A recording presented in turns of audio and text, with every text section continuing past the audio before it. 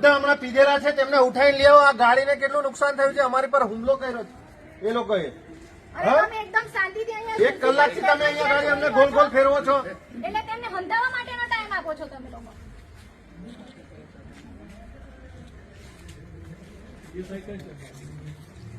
તમારા અધિકારીને બોલાવો. અમે 1 કલાકથી અહીંયા ગાડી આવેલા છે. કોરા કાગળ પર તમે અમારી એ કરો છો ફરિયાદ.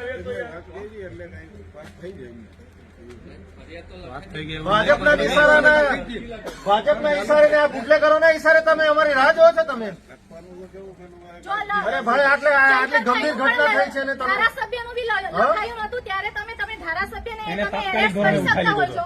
તો આ તો બુટલેગરો છે. પછી બુટલેગરોને પકડવા માટે તો મને અરજીની રાહ પાછળ જ આવ્યા હતા આપડી તો એક કલાક અમારી અરજીઓ સ્વીકારવા સુધી 3 વાર હુમલો થયો છે બુટલેગરો દ્વારા. એ બુટલેગરો 15 થી 20 જણની ટોળકી છે ત્યાં આગળ. એમને બધાને લઈને આવો અહીંયા.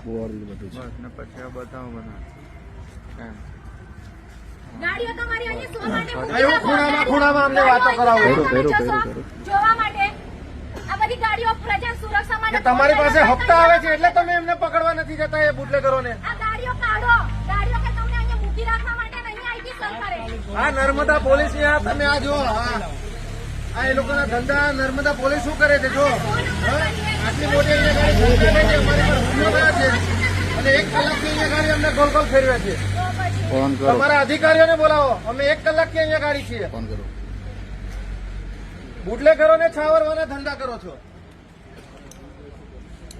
અમારો જીવ જશો ત્યાર પછી તમે બુટલેગરોને એરેસ્ટ કરવાના છો. ખુલ્લેઆમ દારૂના ધંધા અહીંયા ગાડી થાય છે. ગાડીઓ અહીંયાથી કાઢો તમે અને પકડીને લઈ આવો અહીંયા. આટલી બધી અમારી મરવાની રાહ જોવો છો તમે લોકો.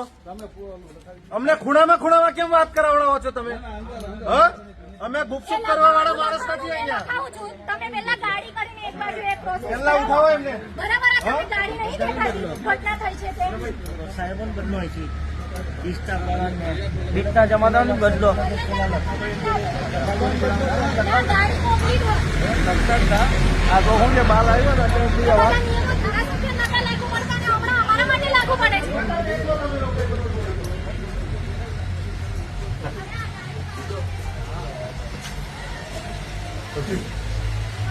ભાજપના પટ્ટા બેન તો આ પોલીસ સ્ટેશન ખાલી છે. અહીં ગયા છે પોલીસ સ્ટાફ બધા. અહીંયા ગાડી બોલાવો એમને. આ અમલેથા પોલીસ સ્ટેશન ની આજો પરિસ્થિતિ. આ ભાજપના ઈશારે આ પોલીસ સ્ટેશન ચાલે. ના હોય તો તમે પટ્ટા પહેરી લો ભાજપના.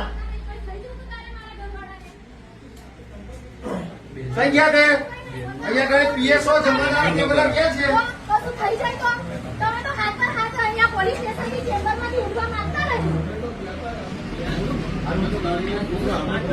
એમને પકડી લાવો તાત્કાલિક ધોરણે. કઈ ઘટના બની તો પછી ટાલતી રાહ દેખો છો તમે.